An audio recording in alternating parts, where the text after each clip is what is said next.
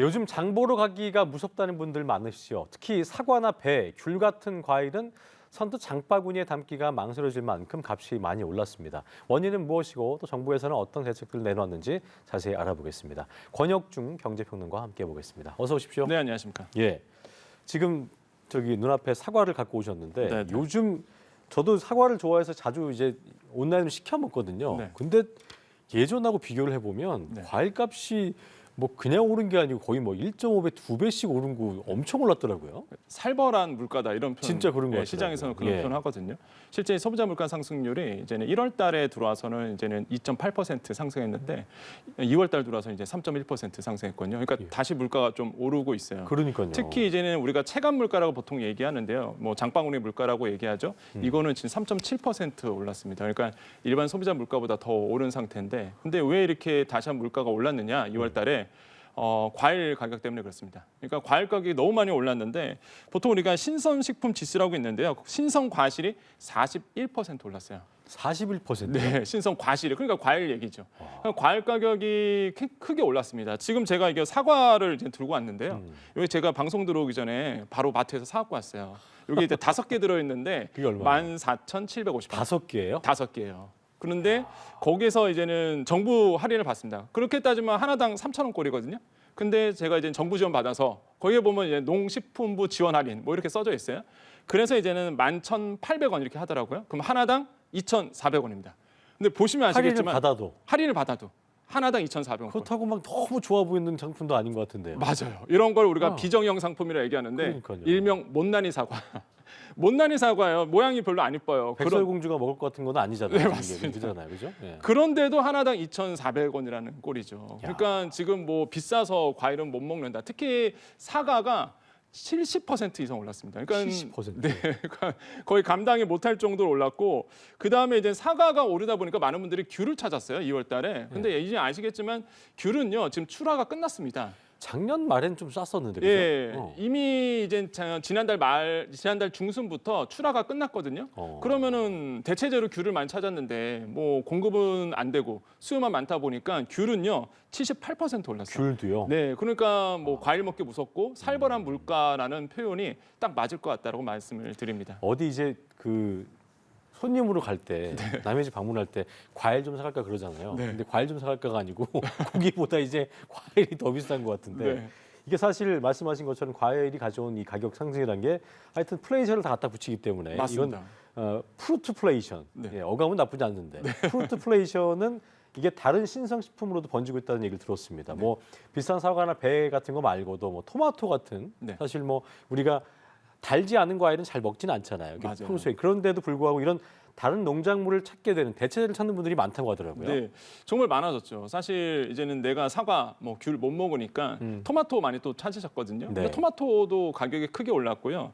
특히 이제 3월 같은 경우는 이제 냉해가 좀 있었습니다. 그러다 보니까 과실 가격이 크게 또 2월도 마찬가지고요, 3월도 마찬가지고 그래서 굉장히 좀 어려운 부분이 있었고, 그랬군요. 그러다 보니까 채소값도 같이 뛰었어요. 그래서 양배추 같은 게 일주일 새에 한 61% 이제 급등을 했습니다. 그래서 공급량이 줄어들다 보니까 가격이 굉장히 좀 많이 올랐고요.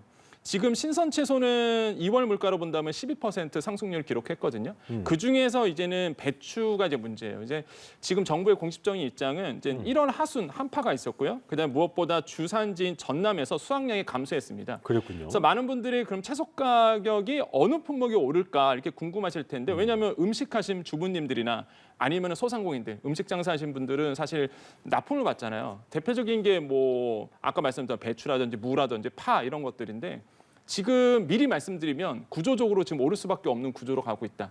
아까 말씀드린 것처럼 배추는 일단은 지금 잘 냉해 때문에 자기가 좀 피해를 받았고, 그 다음에 두 번째가 이제 무 같은 경우가 이제는 제주에서 지금 잦은 강수가 있었다 보니까 지금 공급량이 많이 줄었거든요. 이것도 이제 점점 가격이 오를 수밖에 없는 구조로 가고 있고, 그렇군요. 대파도 마찬가지입니다. 지금 대파도 똑같은 구조가 돼 있다 보니까 아마 지금 무라든지 이런 어떤 채소류 가격도 굉장히 이제 계속적으로 상승할 구조적인 어떤 모습을 가지고 있다 해서 단단히 마음의 준비를 해야 되지 않을까 이렇게 생각을 해봅니다. 막 과일 가게 하시는 분들이나 이제 그 과일을 이용해서 뭐 주스 가게 하시는 분들 이런 분들은 진짜 힘드실 것 같은데 사실 이렇게 올 초부터 과일이 급등세를 보이는 데서는 여러 이유들이 좀 분석들이 됐고 전문가들도 진단을 하고 있는 상황인데 앞서도 잠시 언급해 주셨습니다만 뭐 기후로 문제로 인한 작황 문제, 흉작일 때문에 그럴 수도 네. 있겠고 정부가 일단 관리를 해보려고 합니다만 네. 안 되는 부분도 있을 거고요. 그러니까 여기에다 이제 더해서 소비자들의 어떤 불안 심리 문제도 있을 텐데 가장 큰 이유는 뭐라고 봐야 될까요? 그러니까 저는 가장 큰 문제는 역시나 기후 문제라고 저는 기후 생각을 문제다. 해보겠고요. 일단은 이제 공산품처럼 찍어낼 수 있는 상품들이 아닙니다. 그렇죠. 과일이라든지 채소 날씨에 같은 따라서. 경우는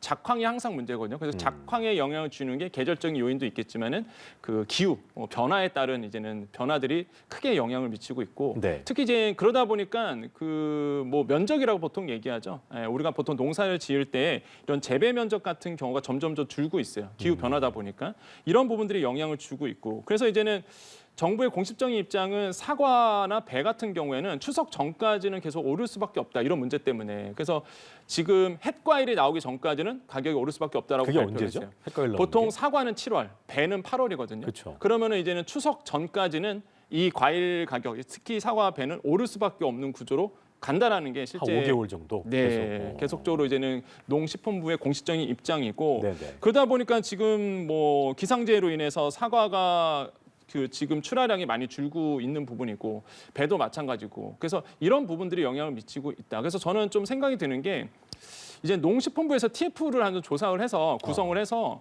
구조적인 어떤 변화에 대해서 좀 대응해야 되지 않을까. 매년 이렇게 갈 수는 없잖아요. 그렇죠. 사실 제가 보기에는 1년 안에 끝날 뭐 단기적으로 끝날 문제는 아니라고 앞으로 있을 보고요. 문제이기 때문에. 예, 그렇기 때문에 이제 재배 면적 구조 변화라든지 아니면은 지원금 변화라든지 해서 뭐 장기적인 어떤 플랜을 지금 만들어야 되지 않을까 저는 그런 어떤 생각을 갖고 있습니다. 왜 그러냐면 제가 사과를 너무 좋아하거든요. 제가 그런 분 되게 많으실 거예요. 예, 그렇죠? 과일을 너무 좋아하는데 이번 연도에는 비싸서 못 먹고 있습니다. 저 이거 가서 빨리 먹으려고요. 그래서 예, 그러니까 이제 1년 만에 끝나면 문제가 아니겠는데 지금 매년 반복적인 일이거든요. 그래서 네. 좀 구조적인 변화에 대해서 빨리 대응해야 되지 않을까 이렇게 생각을 해봅니다. 항상 우리 권순 평론가가 포커페이스로 이렇게 얘기를 하시는데 진짜 과일 좋다 얘기하실 때는 진짜 과일 좋아하시는 거 아니에요? 정말 좋아합니다. 진심이었습니다. 예. 자, 이게 정부는 근데 아까 이제 권영주 평론가께서 7월쯤에 햇과일 나올 때 네. 이때까지는 평년 같은 과일 가격은 기대하기도 어렵다고 예상이 나오고 있는데 네. 정부는 또 4월에는 가격 잡힐 거다. 네. 4월까지는 버티자 이러고 있는데 이거는 근거는 뭐예요? 일단 사실 통계의 일단 변화라고 좀 보시면 되겠는데 일단 통계청에서 뭐 지금 뭐 사과가 70% 올랐다, 배가 뭐 68% 올랐다 이런 얘기 많이 하잖아요. 근데 요거는 이제 통계청에서 자료를 낼 때는 보통 우리가 소매에서 그러니까 소매라고 얘기하면 우리가 흔히 가는 할인마트라든지 뭐 슈퍼마켓 얘기하는데 여기에서는 자체적으로 할인도 하고요. 예. 그다음에 이제는 농식품부가 지금 할인 지원을 하고 있거든요. 그 이런 할인 가격을 포함하지 않는 사실 가격이 이제 통계청 자료예요. 예. 그래서 통계청에서 그러다 보니까 상승률이 크게 나올 수밖에 없어요. 뭐 예를 들어서 2월 소비자 물가로 봤을 때 사과가 71% 올랐다. 통계청에서 발표를 했지만은 이제는 정부의 입장에서 이제는 한국농수산식품유통공사에서 조사하면은요. 사실상 올랐던 거는 27% 올랐다. 이렇게 표현을 합니다. 왜 그러냐면 할인을 지원하거든요. 금방 제가 이거 갖고 온 것도 그 대형마트 할인도 포함되어 있고요. 그다음에 이제는 정부가 이번에 지금 할인 행사를 하고 있기 때문에 그것도 포함된 가격이거든요. 예. 그래서 정부에 이제는 어느 정도의 이제 할인 지원이 있기 때문에 좀만 이제는 버티면 된다. 뭐 이렇게 이제 표현을 하고 있는데 이제 주부들 입장 그다음에 이제는 이 뭐 채소라든지 과일을 많이 사시는 이제 소상공인 입장에서는 사실 그렇게 피부로 와닿지는 않는 좀 부분이다라고 말씀을 드립니다. 그렇겠네요. 그러니까 사실 아까 얘기하셨던 것처럼 사과나 배 같은 과일 같은 경우는 공산품이 아니기 때문에 뭐 맞아요. 단기간에 많이 찍어낼 수가 없으니까 네. 그래도 소비자들은 지금 권 평론가처럼 뭐 과일 좋아하시는 분들은 이 체감 또 물가는 낮춰줘야 되는 게 정부의 역할이기 때문에 네.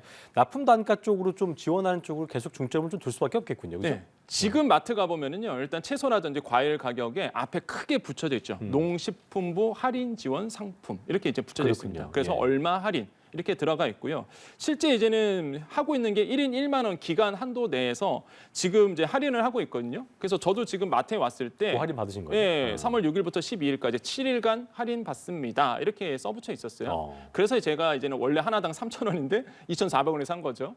그래서 이제는 할인 지원을 받을 수 있다라고 보시면 되겠고, 그래서 정부가요 지금 600억 원 정도, 600억 원 정도를 지금 예산을 써서 예. 이런 그 농식품에 대한 이제 할인을 지원하고 있고요. 그래서 물가 안정에 역점을 뒀다라고 하고는 있는데 사실 또 아까도 말씀드린 것처럼 구입하고 하는 입장에서는 좀 피부로 와닿지는 않는다. 3,100원이나 2,400원이나 비슷한 매한가지이기 때문에 네네. 그렇겠네요.